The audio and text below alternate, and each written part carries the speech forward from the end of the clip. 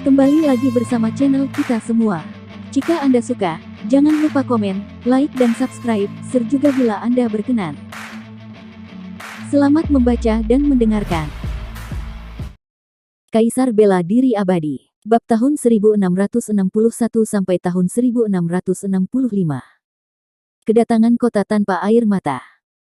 Semua orang menindaklanjuti dan melindungi Ruoxi kecil dengan salah satu senjata kekaisaran Dao tertinggi, sementara 8 senjata kekaisaran yang tersisa menekan 6 jalan dan Charlie Hong. Setelah pergi, pedang pembunuh abadi yang sebelumnya tenggelam ke dalam lubang hitam berbalik, dan cahaya peri yang tersisa menjadi sangat redup. Suatu hari, aku akan kembali. Pedang pembunuh abadi bergetar, dan kata-katanya lemah, seolah-olah dia menderita luka berat. Setelah mengatakan itu, ia menghilang ke dalam ketiadaan, dan tidak ada jejaknya lagi. Di sini, semua orang telah kembali ke gerbang Tianxuan, menyegel 2 orang dari 6 jalan dan Charlie Hong ke dalam taman kecil, dan memberkati segel itu lagi. Adapun Ruoxi kecil, dia disegel di altar dan menggunakan senjata kekaisaran untuk menekan alam semesta guna mencegah terjadinya kesalahan. Gadis kecil ini tidur dengan nyenyak, dan terkadang dia membisikkan kata, "Ibu," dalam tidurnya, dengan suara kekanak-kanakan dan suara seperti susu.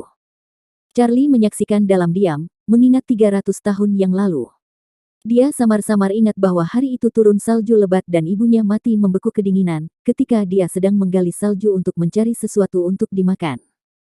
Perang di dunia fana lebih kejam daripada perang di dunia biksu. Telah terjadi kelaparan selama bertahun-tahun dan banyak sekali orang yang melarikan diri untuk mengungsi. Ada begitu banyak orang seperti Ibu Ruoxi yang mati kelaparan dan mati kedinginan dalam perjalanan, meninggalkan terlalu banyak anak yatim. Tiba-tiba, dia berjalan ke altar, memegang cermin perunggu kecil di tangannya, dan meletakkannya di depan mata Ruoxi. Cermin menunjukkan bahwa Ruoxi adalah nyata. Memang benar bahwa manusia biasa tidak bisa lebih biasa lagi. Saat Charlie merenung, sekelompok kuasi Kaisar Agung tua mengelilingi altar, masing-masing mengelus janggut mereka dan mengamati Ruoxi dari atas ke bawah. 300 tahun kemudian, dia masih terlihat seperti berusia 2 atau 3 tahun. Ini saja membuktikan bahwa dia bukanlah orang biasa. Pedang pembunuh abadi pernah memilih 2 orang, satu adalah Ruoxi dan yang lainnya adalah Safia. Mereka menatap Charlie, "Pernahkah kamu berpikir bahwa mungkin ada hubungan antara mereka berdua?" "Aku tidak tahu." Charlie menggelengkan kepalanya dengan lembut, "Aku telah memikirkan masalah ini lebih dari sekali lebih dalam 300 tahun, tapi saya tidak tahu petunjuknya. Lihat ini." Dong Huang Taixin menyerahkan sebuah gulungan. Charlie tanpa sadar mengambilnya dan kemudian menyebarkannya perlahan. Di gulungan itu, ada 2 gadis kecil yang terlihat persis sama. Mereka seharusnya adalah saudara kembar, keduanya berusia 2 atau 3 tahun. Charlie melihat sekilas gulungan itu dan kemudian ke Ruoxi. Ketiganya sepertinya diukir dari cetakan yang sama. Charlie mengerutkan kening dan tidak bisa menahan diri untuk tidak melihat ke samping ke arah Dong Huang Taixin. 2 gadis kecil dalam gulungan ini adalah Safia dan Luna ketika mereka masih anak-anak. Dong Huang Taixin berbicara dengan santai. "Ini." Charlie terkejut. Ketika mereka masih anak-anak, Safia dan Lana tampak persis seperti Ruoxi. Jadi, bukan suatu kebetulan jika Safia dipilih untuk pedang pembunuh abadi. Dong Huang Taixin berkata, "Pasti ada semacam hubungan antara Safia dan Ruoxi." "Apa?" Mata Charlie menjadi tidak yakin. "Saya tidak tahu alasannya." Dong Huang Taixin menggelengkan kepalanya dengan lembut. "Jika kita mengetahui identitasnya, sebagian besar keraguan dapat terpecahkan." 9 kaisar, Dewa Pedang, Master Alkimia, dan yang lainnya semuanya memandang ke arah Ruoxi. "Ayo, ayo." Yasin Fu masuk dari luar. Di belakangnya, ada seorang pemuda berambut putih dengan tangan terkepal. Dia terlihat sangat lesu, dengan raut wajah yang sakit-sakitan dan mengantuk. Orang ini, tentu saja, adalah Raja Manusia, dan dia telah terbangun.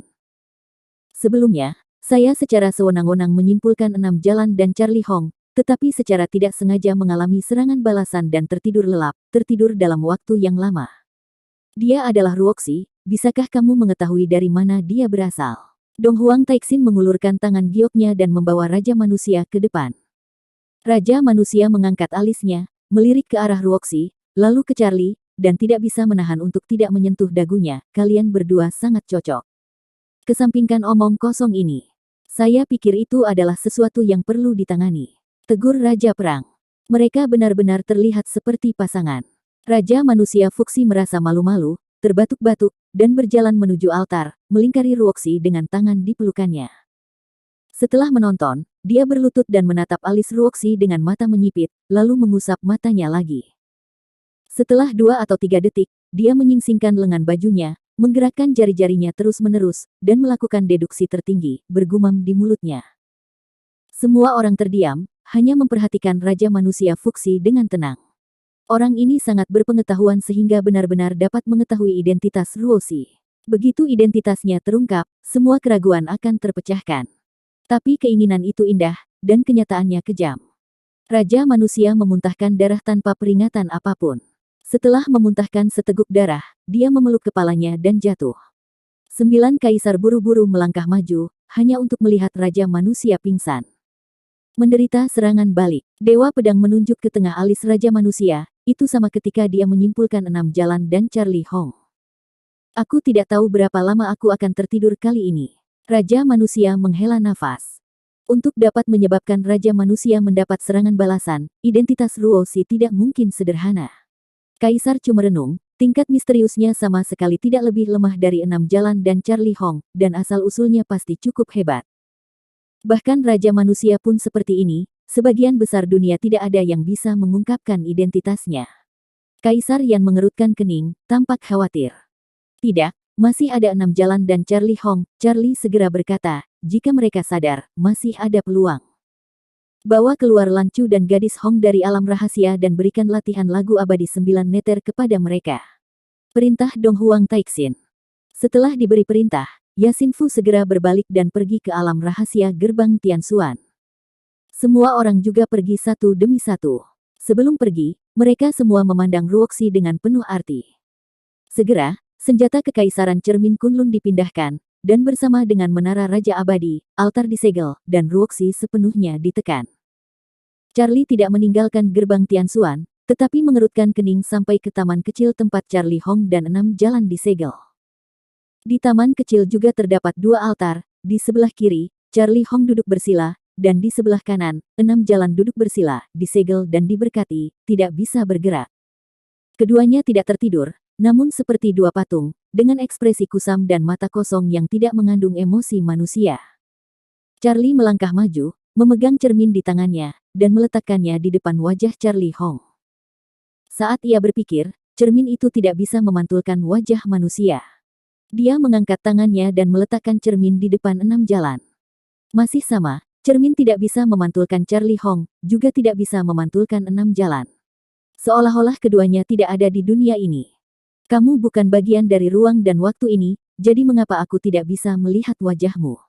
Charlie bergumam, atau, kamu juga orang mati, berkeliaran di antara langit dan bumi dalam bentuk manusia hidup.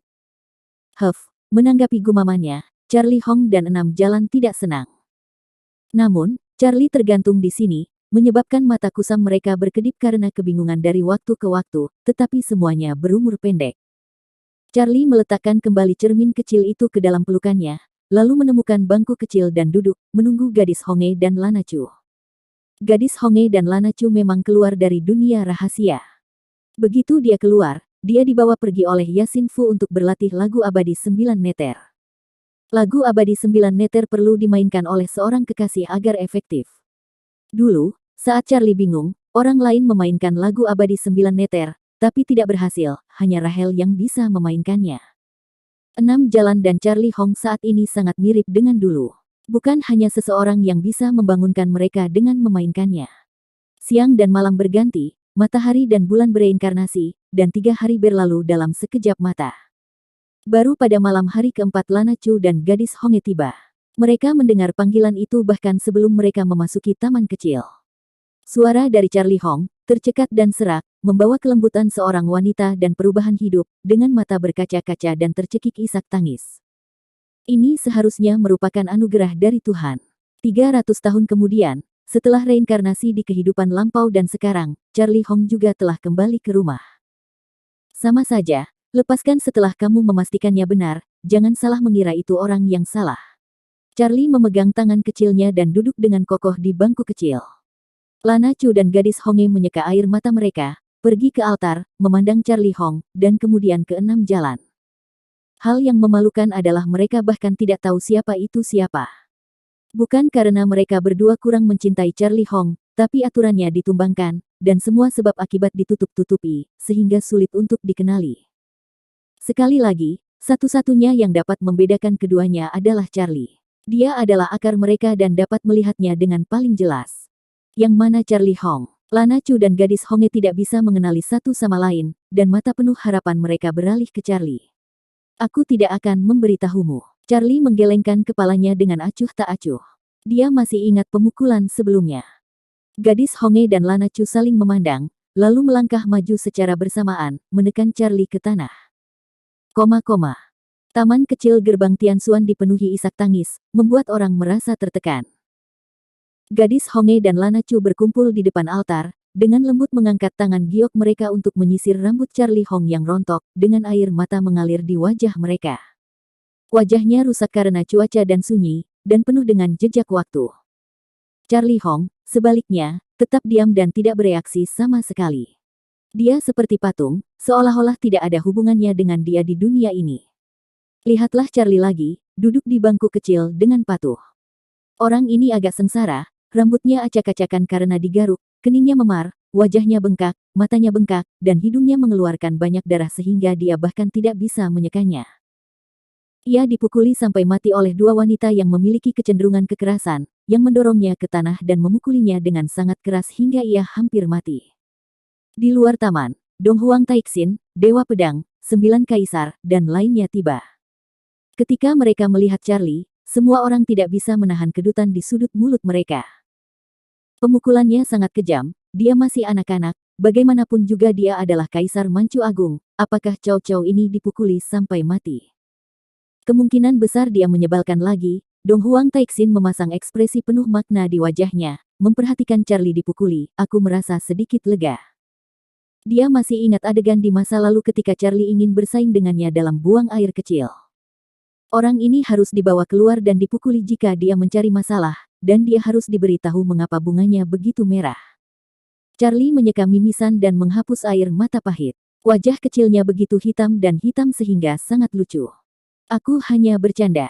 Siapa sangka kedua wanita gila itu benar-benar bisa membunuhku. Tahukah kamu bahwa aku masih anak-anak dan peranmu sebagai ibu telah dimakan oleh anjing? Lana dan Sainte, mainkan musik peri untuk membangunkannya, kata Dong Huang Taixin. Mendengar ini, Lana Chu dan gadis Honge buru-buru menyeka air mata mereka, mundur 3 atau 5 langkah, duduk bersila, dan mengeluarkan kecapi dari tangan mereka. Mainkan dengan hati, itu akan efektif, kata Kaisar Bulan. Kedua wanita itu mengangguk, menarik napas dalam-dalam, dan memetik senarnya dengan jari giok mereka. Tak lama kemudian, alunan musik kecapi yang merdu terdengar di taman kecil.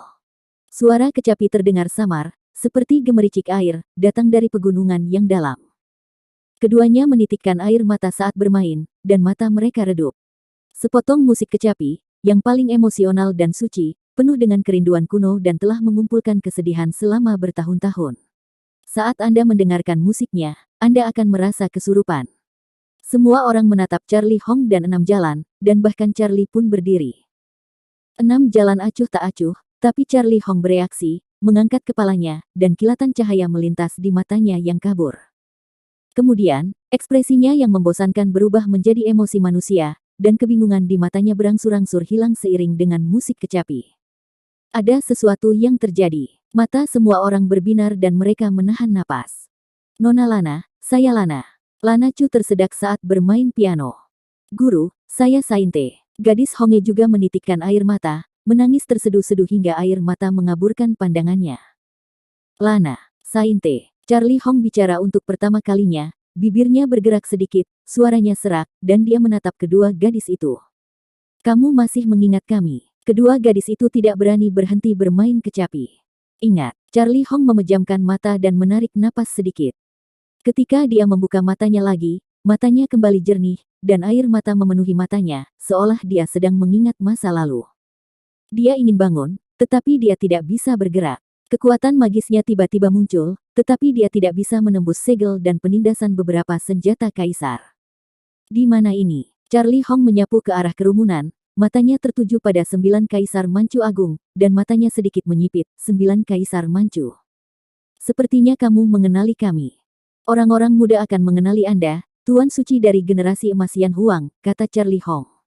Sebagai Tuan Suci dari generasi ke-98 Yan Huang, dia pasti telah memasuki tanah terlarang Yan Huang dan melihat patung Kaisar Yan.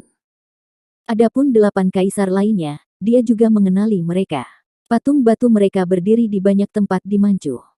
Tapi dia bingung, 9 kaisar sudah lama mati namun mereka masih berdiri di sini hidup-hidup, yang membuatnya merasa pusing. Dan Lana Chu, dia ingat dengan jelas bahwa dia adalah manusia fana. Dia muncul di sini dalam keadaan linglung dan bertemu banyak orang yang belum pernah dia lihat sebelumnya. Ini seperti mimpi, membuatnya tidak bisa membedakan antara kenyataan dan ilusi. Semua orang terdiam, mata mereka sedikit menyipit, menatap Charlie Hong. Mereka menemukan bahwa alam Charlie Hong telah mundur dari alam kuasi Kaisar Agung ke alam kuasi surga, dan tidak ada lagi tekanan kuat sebelumnya. Mengapa kamu ingin membunuh Ruoxi? Charlie adalah orang pertama yang bertanya. Siapa Ruoxi? Mata Charlie Hong penuh kebingungan. Begitu kata-kata ini keluar, Charlie mengerutkan kening, dan semua orang juga mengerutkan kening. Hentikan suara kecapinya, kata Dong Huang Taixin dengan santai. Gadis Honge dan Lana Chu segera mengangkat tangan mereka dan berhenti memainkan senarnya, dan lagu peri 9 neter yang berkabut juga padam. Begitu suara piano berhenti, Charlie Hong menundukkan kepalanya, ekspresinya kembali kusam, dan matanya sekali lagi menjadi kosong. Hal yang paling aneh adalah budidaya kuasi surganya telah naik ke tingkat kuasi Kaisar Agung, dan tekanan kuatnya telah kembali seketika. Segalanya seakan kembali ke titik semula, dan Charlie Hong kembali berubah menjadi keadaan kabur, seperti mayat berjalan, mati dan sunyi, tanpa emosi. Senior, ini. Gadis Honge dan Lana Chu memandang Dong Huang Taixin, mata mereka berkaca-kaca penuh kekhawatiran. Bagaimana menurutmu? Bisik Dong Huang Taixin. Ketenangan berarti terjaga, tetapi kamu telah melupakan apa yang terjadi setelah kamu bingung. Charlie berkata dengan tenang, termasuk Ruoxi kecil. Dengan kata lain, dia adalah dua orang yang sangat berbeda sebelum dia bangun dan setelah dia bangun. Kaisar Pemakaman Langit mengerang. Sebelum dia bangun, tingkat kultivasinya berada pada level kuasi Kaisar Agung. Setelah dia bangun, dia hanya mengingat apa yang terjadi sebelumnya, dan tingkat kultivasinya turun ke level kuasi surga. Bahkan jika dia sadar kembali, akan sulit baginya untuk memberitahu kita siapa Ruoxi, dan mengapa dia ingin membunuhnya. Setelah menumbangkan hukum waktu, ruang, dan reinkarnasi, apakah sulit bagi lagu peri 9 neter untuk mengembalikan ingatan kunonya? Kaisar Yan mengerutkan kening. Tetap saja, budidaya kedua gadis kecil ini terlalu dangkal. Tetua langit dan bumi mengelus jenggot mereka satu demi satu. Ini tidak ada hubungannya dengan Taoisme. Charlie menyentuh dagunya, ingatannya, saat dia sadar kembali, telah terhapus oleh hukum alam semesta, dan sulit untuk dibalik. Ya, Yasin Fu menghela nafas. Senior, bisakah kamu membuka segelnya? Gadis Honge dan Lana Chu memandang para kaisar kuasi Kaisar Agung dengan penuh harap. Tidak, nada suara semua kuasi Kaisar Agung secara mengejutkan sepakat. Charlie Hong sangat terlibat, dan misinya adalah membunuh Ruoxi. Tapi yang jelas Ruoxi dan pedang pembunuh abadi bukanlah orang yang sama, dan mereka tidak sama dengan pedang pembunuh abadi. Charlie Hong terlalu kuat, sekali dilepaskan, konsekuensinya tidak dapat diprediksi. Demi keamanan, gerbang Tianxuan tidak akan pernah membuka segelnya, setidaknya sampai rahasianya terungkap, dan tidak akan membiarkannya bebas. Guru, gadis Honge dan Lana Chu menaruh harapan mereka pada Master Alkimia Qiye dan Dewa Pedang Surgawi, berharap guru mereka dapat menjadi perantara bagi Charlie Hong. Ada terlalu banyak hal yang kalian berdua tidak mengerti, jangan mempersulit guru. Dewa Pedang dan Master Alkimia berbicara, tapi menolak. Kalau begitu, bisakah kita tinggal di sini bersamanya? Nada suara kedua wanita itu hampir memohon, aku ingin berbicara dengannya. Semua orang menghela nafas dan berbalik, yang dianggap sebagai persetujuan diam-diam. Ketika Dewa Pedang pergi, dia juga mengangkat tangannya untuk mengambil 6 jalan yang tersegel dan menyegelnya di tempat lain untuk memberi ruang bagi kekasihnya. Kedua gadis itu dipenuhi rasa terima kasih dan banyak hal yang ingin mereka katakan kepada Charlie Hong. 300 tahun terlalu lama, dan kehidupan masa lalu dan masa kini bereinkarnasi. Cinta kuno itu terlalu jauh dan terlalu banyak perubahan dalam hidup. Gadis Honge mengangkat tangannya untuk mengelus senarnya lagi untuk membangunkan Charlie Hong. Lana Chu, sebaliknya, mendekat dan duduk di sebelah Charlie Hong. Keduanya tampaknya memiliki pemahaman yang diam-diam, yang satu bermain kecapi dan yang lainnya berbicara. Tak lama kemudian, mereka akan berpindah tempat, hanya ingin lebih dekat dengannya. Hei, seseorang memanggil, dan kemudian dia melihat separuh kepala kecilnya mengintip dari pintu masuk taman kecil. Kedua gadis itu menoleh ke belakang dan memandangnya dengan bingung, tidak tahu apa yang sedang terjadi. Apakah kalian berdua menyukai afrodisia? Charlie menyeringai. Keluar. Lana Chu melempar bangku kecil. Tidak. Charlie memutar pantatnya dan bersembunyi, lalu berlari sepanjang jalan dan menghilang tanpa jejak. Untungnya, kedua gadis itu lebih peduli dengan Charlie Hong dan tidak punya waktu untuk berbicara dengan pria ini. Jika mereka tidak melakukan apa-apa, mereka pasti akan menahannya dan memukulinya. Suara kecapi kembali terdengar, merdu dan jauh, membawa cinta wanita itu. Taman kecil yang hangat, dengan bisikan yang terjalin dengan musik piano, dan tawa disertai air mata, menceritakan kisah masa lalu kuno. Mata Charlie Hong penuh kelembutan. Meskipun dia penuh keraguan, dia hanya seorang pendengar. Orang-orang dari gerbang Tianxuan memiliki pemahaman yang diam-diam, dan mereka semua memiliki akal sehat. Tidak ada yang mengganggu ketiga pasangan tersebut, dan taman kecil itu sepertinya telah menjadi area terlarang. Charlie berbelok beberapa sudut dan pergi ke taman kecil tempat 6 jalan disegel. Taman kecil dengan kelopak bunga yang berterbangan, banyak bebatuan, gemericik mata air, dan tenang serta damai. Di altar, 4 pilar tembaga didirikan, diukir dengan tanda kuno, dan 6 jalan duduk tegak, diam dan tidak bergerak. Dibandingkan dengan Charlie Hong, dia merasa sedikit kesepian. Charlie Hong setidaknya memiliki Lana Chu dan gadis Honge, tetapi dia tidak memiliki siapapun. Setelah mengembara di dunia selama bertahun-tahun tanpa akhir, mungkin tidak ada wanita yang akan mengingatnya dan memainkan musik peri untuknya, menjadikannya seorang penyendiri sejati. Aku ingin tahu apakah ada juga wanita tergila-gila yang peduli padamu. Charlie mengeluarkan sebotol anggur dan meletakkannya di depan 6 jalan. Kemudian, dia mengambil kemoceng dan menyapu debu di bahu 6 jalan. Setiap gumpalan debu adalah kesaksian selama bertahun-tahun. Angin sepoi-sepoi bertiup, dan sesosok tubuh cantik masuk. Itu adalah Dong Huang Taixin. 6 jalan ada di sini untuk melindungi Ruoxi, jadi perlu untuk menyegelnya. Charlie berkata dengan santai sambil menyapu debu. Sampai identitas Ruoxi terungkap, baik Charlie Hong maupun 6 jalan tidak akan dilepaskannya. Dong Huang Taixin berkata dengan tenang, setidaknya sampai Raja Manusia bangun, masalah ini terlalu penting. Pedang Xuan Yuan, senjata kekaisaran terhebat yang menekan 6 jalan, ditarik olehnya dan mengenai Charlie. Charlie tidak melawan dan membiarkan pedang kekaisaran menyatu dengan tubuhnya. Yang aneh adalah hidupnya juga sangat terlibat. Tidak masalah jika dia mati, Charlie Hong dan 6 jalan mungkin akan rusak parah karena dia. Dengan perlindungan senjata kaisar, dia memiliki kekuatan tempur kuasi kaisar agung. Bahkan jika pedang pembunuh abadi datang lagi, dia tidak akan pernah bisa mengalahkannya. Penuh karakter, Charlie menegakkan punggungnya. Jangan bawa senjata kekaisaran menjauh dari Manchu Agung. Dong Huang Taixin berbisik, dunia Manchu Agung membutuhkan senjata kekaisaran untuk menekannya. Dimengerti. Sebentar lagi, akan ada kejutan untukmu, atau mungkin bencana yang akan menghabiskan sisa waktumu. Kata-kata Dong Huang Taixin panjang dan penuh makna. Raja manusia pernah berkata, kejutan macam apa ini, dan bencana macam apa yang akan menimpaku. Charlie memandang Dong Huang Taixin dengan penuh hati. Jika saatnya tiba, itu akan datang. Dong Huang Taixin mengangkat bahu. Ini sangat misterius. Charlie tidak bisa menahan bibirnya. Klan besar lainnya telah membuka segelnya. Dong Huang menatap langit gelap. Charlie juga mengangkat kepalanya, tapi yang dilihatnya adalah awan berkabut. Segera, dia membuka mata peri dan memberkati kekuatan kaisar tertinggi. Baru setelah itu dia menembus lapisan awan dan kabut dan melihat benua Xuan Huang.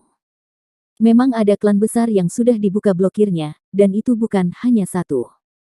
Mereka yang kembali kali ini bukanlah musuh, melainkan klan Macan Putih dan klan Kura-Kura Hitam dari wilayah selatan, serta klan Naga Kuno dan klan penyihir dari Beiyue.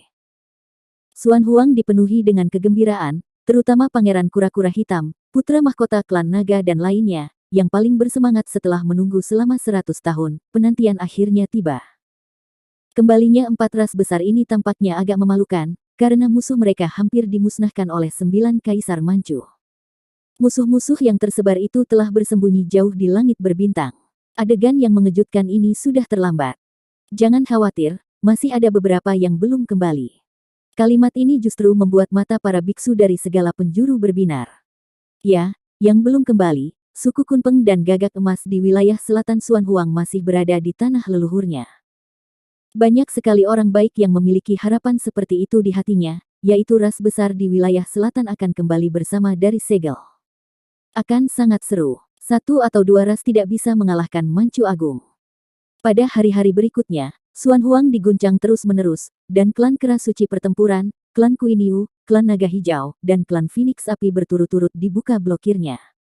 Berikutnya adalah suku spiritual kuno, suku kuno dan suku barbar. Masih belum ada musuh, dan tidak akan ada perang yang menghancurkan dunia. Kaisar Kera Kecil dan Kuiniu sangat marah sehingga ketika mereka kembali ke keluarga, mereka berlari untuk mengutuk senjata kekaisaran mereka sendiri. Kamu tidak akan datang saat kita bercinta. Bunga bakung sialan ini sudah dingin selama berbulan-bulan dan kamu baru saja kembali.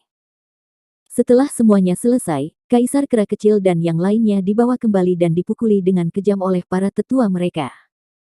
Namun, setelah mendengar perbuatannya selama 100 tahun terakhir, semua ras besar dikejutkan oleh identitas Charlie, dan juga dikejutkan oleh Manchu Agung. 4 ras besar dimusnahkan dalam 1 hari, ditambah gunung spiritual gurun barat, 9 kuasi kaisar agung di puncaknya, dan 9 senjata kaisar. Terlalu banyak ras yang takut. Untung merela tidak menyinggung Charlie, jika tidak, konsekuensinya akan menjadi bencana dan mereka akan langsung dimusnahkan. Di gerbang Tianxuan, Charlie dan Dong Huang Taixin masih berdiri. Mereka berdua dapat melihat dengan jelas bahwa Xuan Huang masih sama seperti sebelumnya, tetapi karena Great Chu, langit telah berubah total dan seluruh dunia gemetar. Saya mendengar dari Qian Sang Yue bahwa ras mengerikan dari zaman prasejarah akan dimulai lagi. Tahukah Anda? Aku mengetahuinya. Dong Huang Taixin menarik napas dalam-dalam, dengan ekspresi khawatir di wajahnya, dan sedikit nada serius dalam nadanya, aku harap mereka akan kembali dan berhenti menimbulkan masalah. Aku juga sangat mengkhawatirkan orang-orang itu. Charlie mengeluarkan botol anggur dan meminumnya. Lebih dari rasa takut, 5 era kuno, dan kuno adalah yang paling menakutkan. Di antara 130 kaisar kuno, 60% dari mereka menjadi kaisar di era kuno. Dan dari zaman kuno hingga saat ini, 4 era besar, hanya 40% orang yang menjadi kaisar, yang mana sangat tidak proporsional. Ini menunjukkan era seperti apa di awal dunia. Baik garis keturunan maupun jumlah kaisar termasuk di antara kelompok makhluk pertama, semuanya benar-benar menghancurkan dunia generasi selanjutnya. Dalam sejarah dunia, ras kuno terlibat dalam beberapa bencana besar, termasuk bencana besar huru-hara yang terkenal di semua alam, di mana tubuh suci kuno agung jatuh. Dong Huang Taixin berkata, dan tidak bisa menahan nafas. Dia telah hidup lebih lama dan mengetahui lebih banyak rahasia, dan semuanya berdarah. Sungguh ironi yang luar biasa. Charlie menggelengkan kepalanya sambil tersenyum sedih. Jika begitu banyak ras kuat bersatu untuk melawan iblis, bagaimana dunia perlu takut pada iblis? Ras sejak zaman kuno, kebencian sangat sulit untuk diselesaikan, seperti saat ini antara Manchu Agung dan banyak ras. Sebagai Kaisar Manchu Agung, tidak ada alasan untuk tidak membayar kembali hutang darahnya dengan ini. Charlie berkata dengan ringan, dan akhirnya melihatnya. Dengan satu pandangan, dia berbalik dan pergi. Setelah meninggalkan gerbang Tianxuan, dia langsung menuju ke timur, melintasi pegunungan dan sungai Changyuan, dan tiba di perbatasan Manchu Agung. Batas tanah ini adalah lapisan kabut dan kabut, di dalamnya terdapat formasi sihir kuno yang beroperasi, sehingga sulit untuk mengungkap misterinya. Ini adalah pembatasan besar Manchu, yang mengisolasi langit. Di seberang awan dan kabut ini, terdapat 10.000 alam. Sulit bagi orang biasa untuk keluar dari sini. Charlie membuka mata perinya lagi, menyingkirkan lapisan awan, dan melihat langit berbintang yang dalam dengan bintang-bintang terang. Ini adalah pertama kalinya dia berada di Manchu Agung dan dia melihat ke langit dan seluruh alam. Ada banyak tempat di mana dia meninggalkan jejak kakinya di langit berbintang itu. Langit dan alam begitu luasnya sehingga meskipun memerlukan waktu 300 tahun, bahkan meskipun memerlukan waktu 3000 tahun, dia mungkin tidak dapat melintasi seluruh alam semesta. Alam semesta begitu luas dan tidak terbatas. Setelah berdiri di sana selama beberapa waktu, dia berbalik. Sebelum pergi, dia melirik ketiadaan dan merasakan seseorang sedang menatapnya. Dia sudah merasakan hal ini sejak lama, dan kali ini bahkan lebih kuat lagi.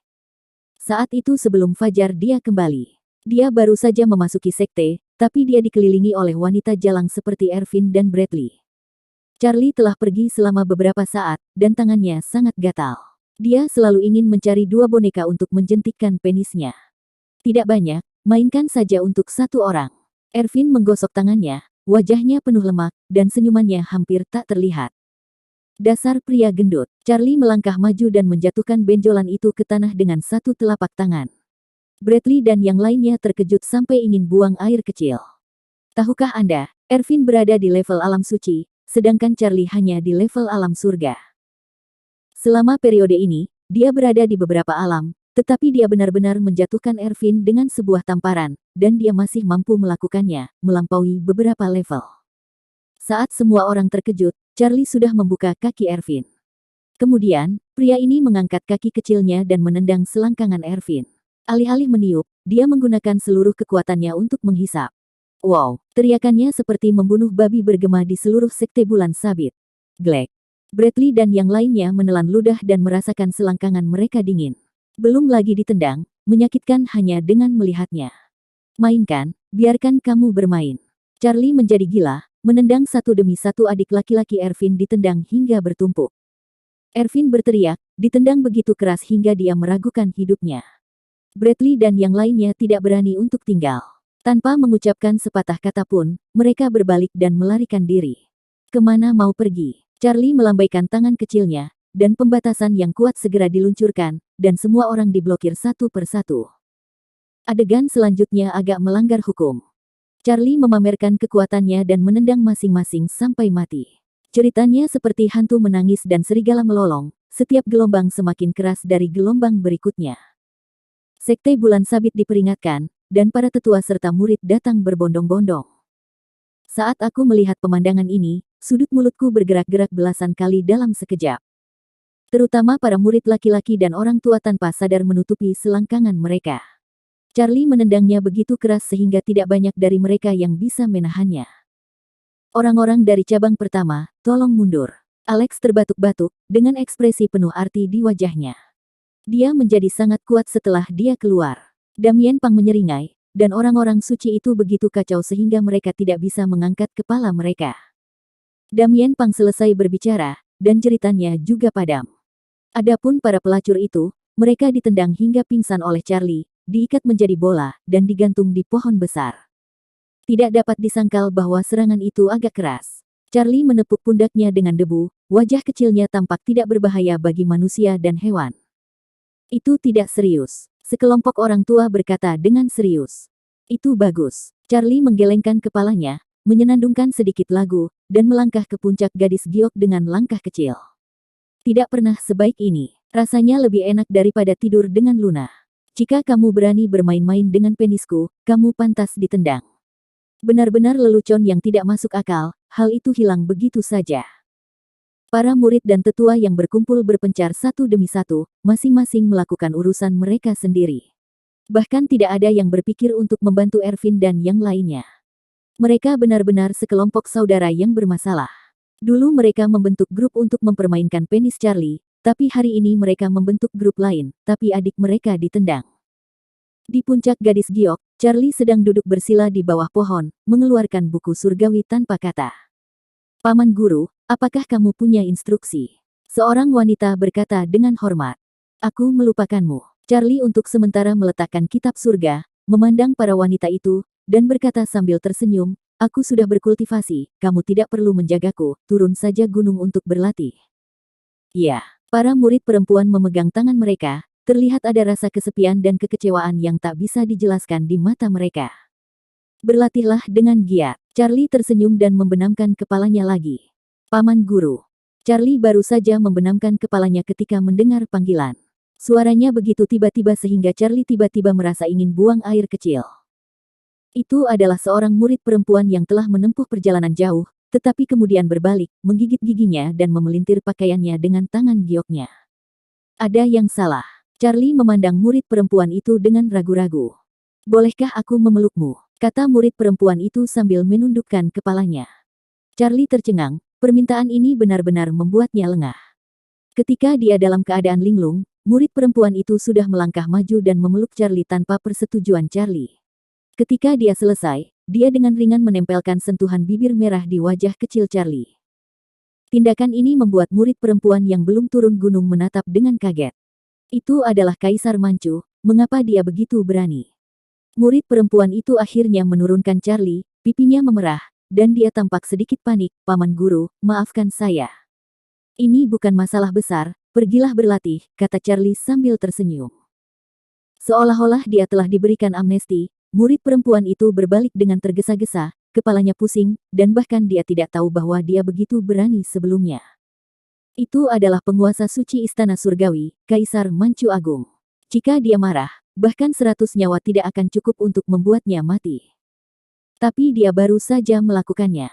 Mungkin, inilah rahasia cinta yang legendaris. Wanita cantik menyukai pahlawan, dan dia tidak terkecuali. Ada juga manfaatnya. Apakah wanita dari Manchu Agung begitu terbuka sekarang? Charlie menyentuh wajah kecilnya, bibir merah, dan wangi seorang wanita. Entah kenapa, dia tiba-tiba mempunyai pikiran jahat, haruskah dia keberatan membiarkan murid perempuan itu tidur dengannya? Namun, gagasan ini langsung ditolak. Dia adalah seorang pria sejati, dan jika dia hanya akan tidur dengan seorang wanita, itu adalah seekor binatang. Lagi pula, penis kecil ini tidak lebih besar dari jari kelingking seseorang. Jika Anda berbaring di ranjang yang sama, Anda tidak akan tahu harus berbuat apa. Karena malu, Charlie membuka celananya dan melihat ke dalam. Benda kecil itu sangat lucu sehingga dia tidak tahan melihatnya. Dengan batuk kering, dia membuang pikirannya dan berkonsentrasi mempelajari kitab surga. Dia duduk di sana sepanjang hari tanpa bergerak sama sekali. Pikirannya lolos ke dalam kitab surga dan berkelana dalam Tao tanpa kata-kata. Buku itu adalah langit dan bumi, dan yang dia pahami adalah jalan langit dan bumi. Saat malam tiba, tubuh mungilnya dikelilingi oleh banyak fenomena aneh, antara lain naga biru yang berputar-putar, burung phoenix yang meringkik, harimau putih yang mengaum, kura-kura hitam yang membangun jalan, dan unicorn yang mengaum di langit. 4 binatang besar dan 1 binatang suci semuanya berkumpul kali ini, terjalin dengan hukum kaisar. Pemandangan itu sangat mengejutkan. Tao tetap tidak berubah, tetapi penglihatannya berubah. Tanah subur yang luas muncul, dan langit berbintang yang luas menggantung di atas kepalanya. Setelah itu, matahari dan bulan bergantian bereinkarnasi, segala sesuatu tumbuh, gunung menjulang dari permukaan tanah, sungai panjang mengalir ke timur, pepohonan purba menjulang tinggi, subur dan penuh vitalitas. Jalan kekacauan yang sebenarnya adalah alam semesta yang meliputi langit dan bumi, berevolusi dalam segala hal. Segala sesuatu di dunia kekacauan adalah cara yang hebat. Orang-orang di Sekte Bulan Sabit semua terkejut dan melihat ke atas dari jauh. Fenomena aneh segala sesuatu telah menyelimuti puncak gadis giok. Jika ada jalan, ia akan terbang. Jika ada jalan, langit akan terdengar gemilang. Gumpalan energi kacau tercurah, seperti air terjun di langit, memberi nutrisi semua makhluk hidup. Biar ku beritahu, Paman Guru Ye memamerkan gaya kerennya kemanapun dia pergi. Ernie mengangkat kepalanya dan terus menghela nafas. Jalang, kamu mencuri perhatian kami lagi. Ervin, Bradley, dan Nuada juga muncul dari puncak gunung. Apa yang bisa saya katakan? Ada yang salah dengan postur berjalan mereka menggeliat dan seperti perempuan. Jika terlalu banyak bergerak, rasa sakit akan menjalar dari selangkangan, membuat mereka meringis kesakitan. Kamu pantas mendapatkannya. Wanda, Rosie dan Regina menatap mereka dengan tajam, tidak mau berdiri bersama mereka setiap hari, dan itu memalukan. Hei, kamu akan masuk neraka, teriak Ervin, jangan tunggu sampai aku sembuh, aku pasti akan memberimu pakaian tidur. Rosie tidak mengatakan apa-apa, hanya menyingsingkan lengan bajunya, lalu memukul dia. Wanita itu mulai menyerang dengan sangat ganas sehingga Bradley dan Nuada tidak berani mengucapkan sepatah kata pun, karena takut dipukuli juga. Darius yang dan yang lainnya selalu memilih untuk mengabaikan kelompok harta karun hidup ini. Fokus mereka masih pada puncak gadis giok. Penglihatan kacau Charlie begitu misterius sehingga hanya dengan melihatnya, dia mendapat banyak manfaat dan tiba-tiba memperoleh banyak wawasan. Banyak murid dan tetua sudah duduk bersila, mendengarkan suara surgawi yang nyaring, seperti yang mereka lakukan 300 tahun yang lalu ketika Charlie menjadi kaisar. Charlie belum tersadar, dan dia tidak tahu bahwa dia telah menyebabkan begitu banyak kebisingan. Dia hanya memegang kitab surga di pelukannya dan terus membaca. Dia menutup telinga terhadap urusan dunia dan hanya membaca buku tanpa kata. Tidak ada kata-kata sepanjang malam, dan dalam sekejap mata, penglihatan itu tidak pernah hilang. Sekte Bulan Sabit juga terdiam. Lebih dari 80% orang duduk bersila, kecuali beberapa orang yang nakal. Fenomena ini berlangsung selama setengah bulan. Jalan kekacauan terus berkembang, dan dunia kekacauan juga berkembang, menjadi semakin luar biasa. Dia benar-benar memenuhi reputasinya sebagai kaisar yang paling menakjubkan. Di gerbang Tianxuan, Kaisar Yan tersenyum bahagia, saya malu pada diri saya sendiri. Pemahaman dia tentang Tao jauh melampaui imajinasi. Jika kamu memberinya cukup waktu, kekuatan tempur dan prestasinya tidak akan pernah kalah dengan 6 jalan dan Charlie Hong. Kaisar Pemakaman Langit tersenyum. Sayang sekali umurnya hanya 3 tahun. Apakah kita iri pada orang-orang berbakat? Semua kaisar juga menghela nafas secara diam-diam. Akhirnya muncul kembali di dunia manusia. Dong Huang Taixin mengalihkan pandangannya dari Sekte Bulan Sabit dan mengangkat matanya untuk melihat ke dalam kehampaan yang berkabut. Setelah mendengar ini, semua kuasi Kaisar Agung juga mengangkat kepala mereka, seolah-olah mereka dapat melihat melalui langit berkabut menuju ketiadaan dan melihat langit berbintang yang cerah dan dalam. Di sana, sebuah kota kuno ilusi tiba-tiba muncul, dikelilingi oleh cahaya peri, berubah menjadi kenyataan sedikit demi sedikit. Ini benar-benar kota peri, seperti mimpi di langit berbintang, tertinggal di bawah awan dan kabut, dan diselimuti kabut. Melihat dari kejauhan, samar-samar Anda dapat melihat peri menari dengan anggun di kota, menyebarkan bunga dalam cahayanya, menciptakan gambar yang indah. Saking besarnya hingga sebanding dengan bintang kuno. Ia memancarkan suasana perubahan kuno, membuat orang merasa bahwa ia bukan milik zaman ini. Menggantung di langit berbintang, bagaikan mutiara spiritual, bersinar di langit. Sebuah kota datang entah dari mana. Langit berbintang terkejut, dan terlalu banyak orang yang bergegas ke sana, tampak terkejut. Apakah kota sebesar itu seperti kota peri yang legendaris? Kota tanpa air mata. Biksu yang lebih tua dengan lembut mengelus janggutnya, seolah-olah dia mengenali kota kuno itu, tetapi tidak mengetahui asal-usulnya. Setelah 100 tahun, mereka berada di sini lagi, kota peri di dunia. Bangunkan Charlie. Di gerbang Tianxuan, Yasin Fu menarik napas dalam-dalam, saya tidak tahu apakah ini kejutan atau bencana. Dia sedang tercerahkan, tunggu sebentar. Di surga dan seluruh alam, dia bukan satu-satunya yang ingin menginjak jembatan Neihe. Jika kamu tidak menangis, kamu kejam. Saya tidak tahu berapa banyak orang luar biasa yang akan jatuh di jembatan itu kali ini. Dewa Pedang menghela nafas. Langit berbintang yang luas, bintang-bintang seperti debu, masing-masing mempesona. Untaian pasir hisap terjalin dan melayang di langit berbintang. Saya tidak tahu dari mana asalnya, atau pantai seberangnya, membawa cahaya bintang kuno, mengalir ke tahun-tahun yang jauh, tidak pernah berhenti. Jauh di dalam awan dan kabut, kota tanpa air mata mengapung dengan tenang, seperti peri di atas ombak, berdiri dengan anggun, suci dan tanpa celah. Sungguh indah, seperti mimpi, setiap inci tembok kota diwarnai dengan awan peri, berkilau dan tembus cahaya, serta berwarna-warni. Banyak penampakan yang seolah tersembunyi dan muncul, membuat sketsa gambar-gambar misterius, dan ada alunan musik merdu dari peri 9 neter yang membuat orang merasa kesurupan. Para biksu datang dalam jumlah besar dan mengarahkan pandangan mereka pada bintang-bintang kuno di dekatnya, dan beberapa berdiri di langit berbintang. Kerumunan itu seperti lautan luas. Dengan begitu banyak orang, tidak ada yang berani maju dan bersembunyi jauh. Satu-satunya alasan adalah kota tanpa air mata itu terlalu halus dan tekanannya terlalu kuat. Saya mendengar dari para tetua bahwa kota peri ini sangat aneh. Seseorang berkata dengan tangan mereka, para wanita di dalamnya tidak pernah menitikkan air mata. Aku ingin masuk dan melihat-lihat. Terlalu banyak petani perempuan yang bergumam, kota tanpa air mata seharusnya menjadi tanah suci di bumi. Lihat, gerbang kota terbuka. Seseorang berteriak. Semua orang memusatkan pandangan mereka dan melihat ke gerbang kota tanpa air mata. Sebelum dibuka sepenuhnya, mereka bisa mencium perubahan kehidupan, menyebar tanpa batas ke seluruh langit.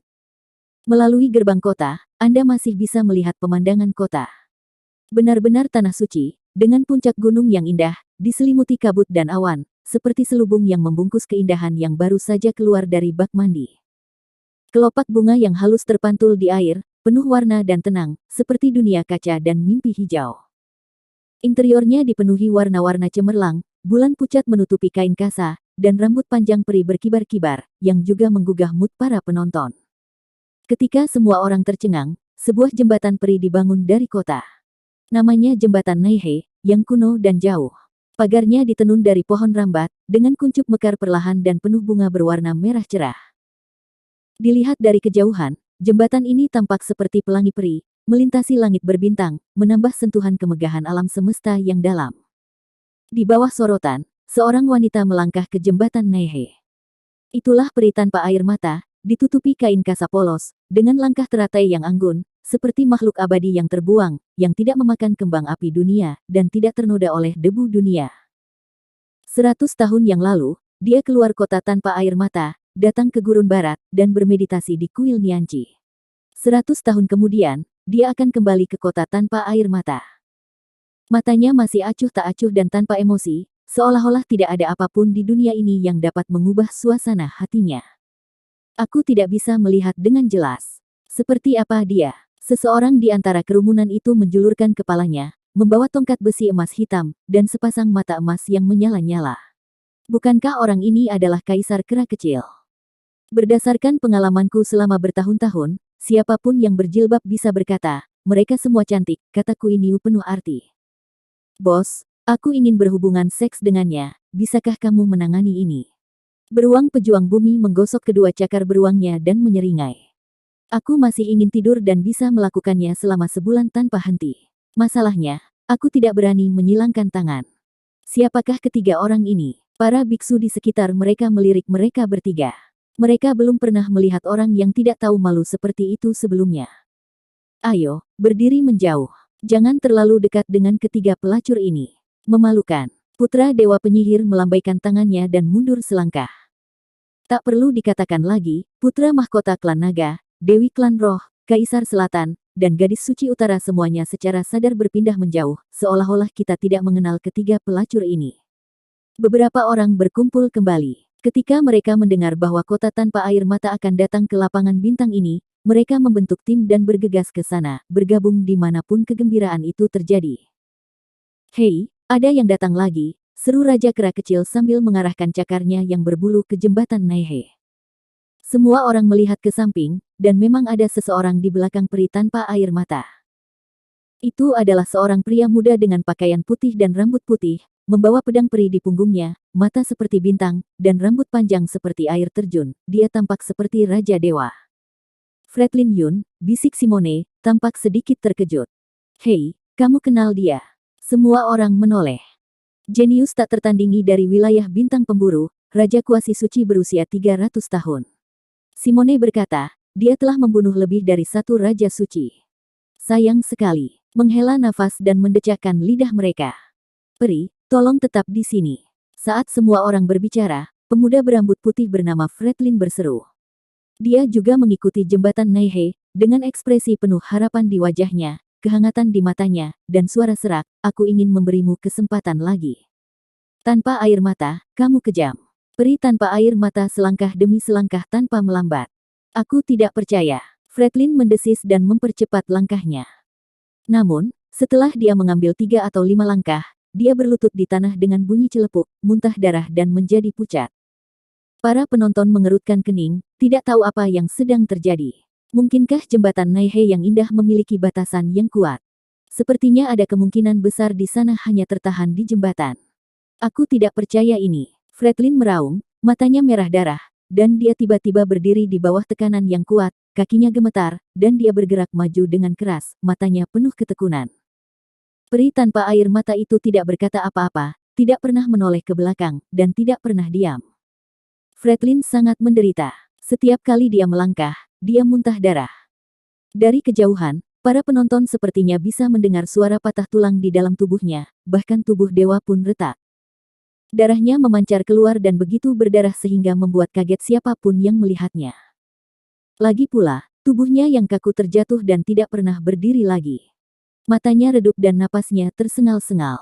Hahaha. Tawa nyaringnya terdengar di jembatan, penuh kesedihan, dan wajahnya berlumuran darah dan air mata. Dia berubah menjadi gumpalan abu beterbangan dan menyebar di jembatan Naihe, hanya menyisakan tawanya yang bergema di langit berbintang. Sampai kematiannya, dia tidak pernah melihat peri tanpa air mata berhenti sejenak pun, bahkan jika dia melihat ke arahnya, harapannya yang berlebihan berubah menjadi keputusasaan. Semua orang dari semua sisi menghela nafas, sangat disayangkan bahwa orang yang luar biasa, raksasa besar di masa depan, mati pada kata terakhir. Fretlin. Keheningan yang tak ada habisnya akhirnya disela oleh sebuah teriakan. Sebelum dia selesai berbicara, dia melihat seorang lelaki tua bergegas ke arahnya. Dia adalah leluhur dari keluarga Yun. Kuasi Kaisar Agung itu begitu kuat hingga memenuhi langit ke segala arah. Tapi dia datang terlambat, dan yang dia lihat hanyalah mantel berdarah di jembatan, milik cucunya Fretlin. Nenek moyang keluarga Yun gemetar hebat, mata tuanya yang keruh berkaca-kaca, dan penampilannya yang sudah tua tiba-tiba menjadi jauh lebih tua. Hal di dunia fana ini, ketika orang berambut putih mengirimkan orang berambut hitam, adalah yang paling sulit diterima. Orang tidak dapat dibangkitkan setelah kematian. Saya turut berbela-sungkawa, rekan Taois. Kembalikan nyawa Fretlinku. Nenek moyang keluarga Yun meraung marah. Pedang kuasi Kaisar Agung tiba-tiba muncul dan dipegang di tangannya. Pedang puncak kuasi Kaisar Agung dapat menghancurkan segalanya, menghancurkan langit dan bumi. Namun, meskipun pedang leluhur keluarga Yun sangat mendominasi, pedang itu tidak mengguncang kota tanpa air mata, dan bahkan tidak meninggalkan jejak sedikit pun. Sebaliknya, dia terjatuh karena keterkejutannya. Sebelum dia bisa menstabilkan tubuhnya, tubuh fisiknya runtuh, dan jiwanya juga tersebar.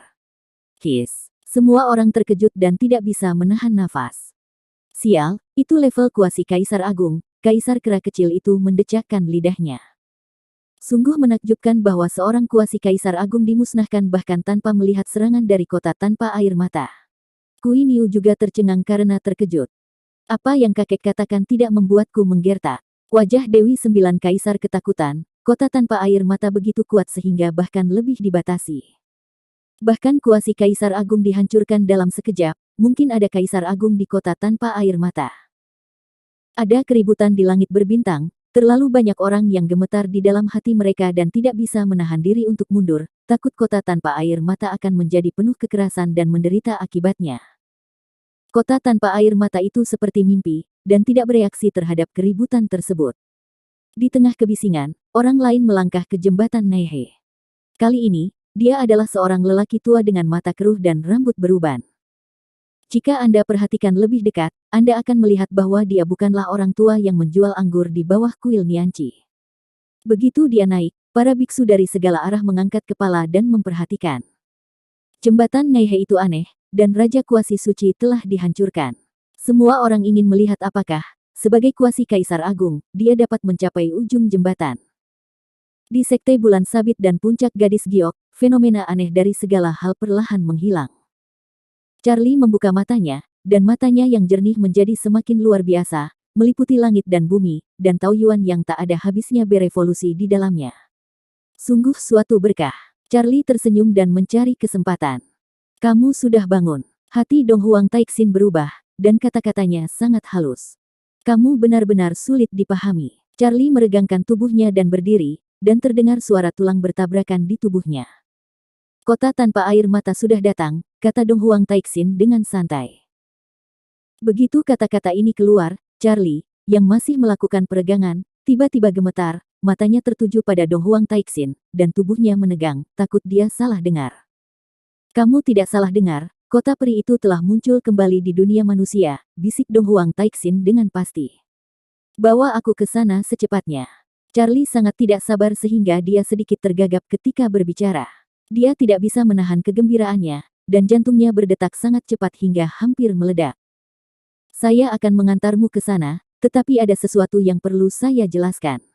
Dong Huang Taixin berbisik, kali ini, Manchu Agung tidak dapat memberikan bantuan apapun, dan Anda harus mengandalkan diri sendiri untuk semuanya. Apa asal-usul kota tanpa air mata ini? Charlie tidak bisa menyipitkan matanya, berharap jawaban yang akurat. Aku hanya bisa memberitahumu bahwa itu bukan milik langit dan 10.000 alam. Kalau begitu, apakah menurutku kota tanpa air mata itu milik surga atau dunia bawah? Charlie bertanya ragu-ragu. Itu tidak berada di dalam tiga alam. Dong Huang Taixin berbicara dengan santai, misterinya tidak kalah misteriusnya dengan 5 wilayah terlarang di Xuan Huang. Kaisar bela diri abadi dan bahkan Kaisar Agung Xuan Huang semuanya telah mewariskan ajaran kekaisaran, jangan menyerang 5 area terlarang, dan jangan memprovokasi kota tanpa air mata. Charlie mengerutkan kening, ini pertama kalinya dia mendengar rahasia ini. Senjata Kaisar Jidao tidak bisa lagi meninggalkan Manchu Agung, tetapi meskipun kamu membawa 9 senjata Kaisar, Manchu Agung jauh dari lawan kota tanpa air mata. Maaf, Manchu Agung memiliki misi Manchu Agung. Jika kamu ingin menyelamatkan Safia atau Luna, kamu hanya bisa menginjak jembatan Neihe. Aku mengerti. Charlie tersenyum sedikit dan memaksa pedang Xuanyuan keluar dari tubuhnya. Itu adalah senjata kekaisaran dan perlu dilindungi. Kamu punya pilihan, kata Dong Huang Taixin. Sekarang, apa yang harus aku takuti? Charlie tersenyum santai, mengangkat kaki kecilnya, dan naik ke langit. Bersambung.